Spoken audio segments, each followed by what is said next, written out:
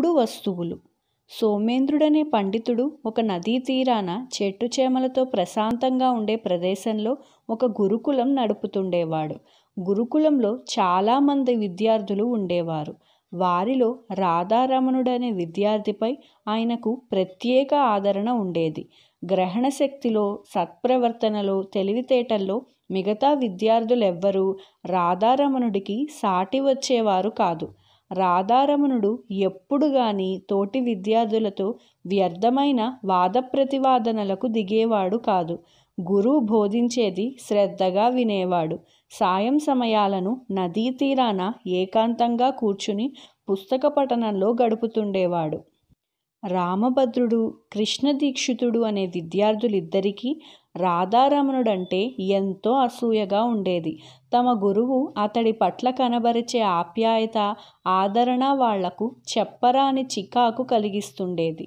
ఒకనాడు సోమేంద్రుడు విద్యార్థులకు పాఠాలు చెప్పటం ముగించి ఒక చెట్టు కింద విశ్రమిస్తూ ఉండంగా వారిద్దరూ ఆయనను సమీపించి, గురుదేవా, విద్యార్థులలో తెలివితేటలు, మంచి నడవడిక ఉన్నవారి పట్ల తమకు ఎంత ఆదరాభిమానాలు ఉన్నాయన్న సంగతి అందరికీ తెలుసు.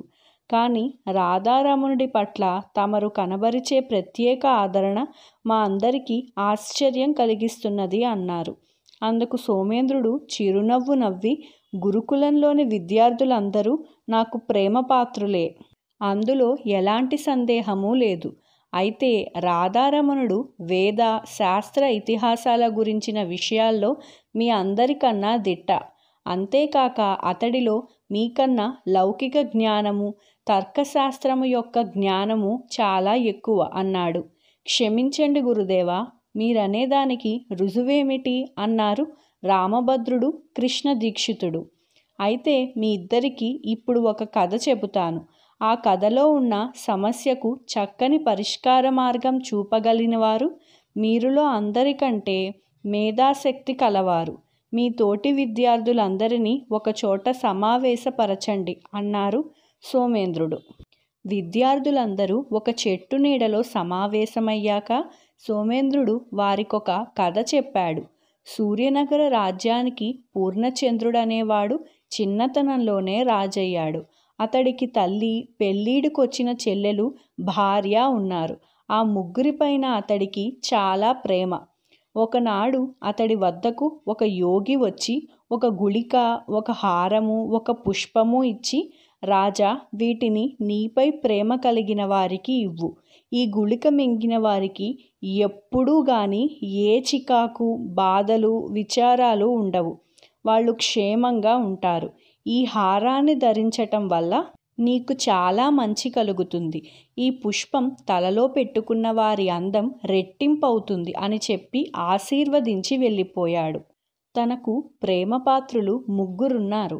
యోగి ఇచ్చిన వస్తువులు సరిగ్గా 3 ఉన్నాయి. అందులో ఒక్కటి తనకి కాదు. దేన్ని ఎవరికి ఇవ్వాలో రాజుకు తెలియలేదు. సోమేంద్రుడు ఈ కథ చెప్పి విద్యార్థులతో రాజుకు ఎదురైన సమస్య ఏమిటో విన్నారు కదా, మీరే అతడి సమస్యకు పరిష్కార మార్గం చెప్పండి అన్నాడు. రామభద్రుడు, కృష్ణదీక్షితుడితో పాటు అక్కడ సమావేశమైన మిగిలిన విద్యార్థులు కూడా రాజు ఆ 3 వస్తువులలో దేన్ని ఎవరికి ఇవ్వాలో తృప్తికరంగా చెప్పలేకపోయారు. అప్పుడు రాధారమణుడు లేచి నిలబడి ఇలా చెప్పాడు. రాజు తల్లి వితంతువు. ఆమె చీకు చింత లేకుండా క్షేమంగా ఉంటే రాజుకు ఎంతో సంతోషకారణం అవుతుంది. కనుక గుళికను ఆయన తల్లికివ్వాలి.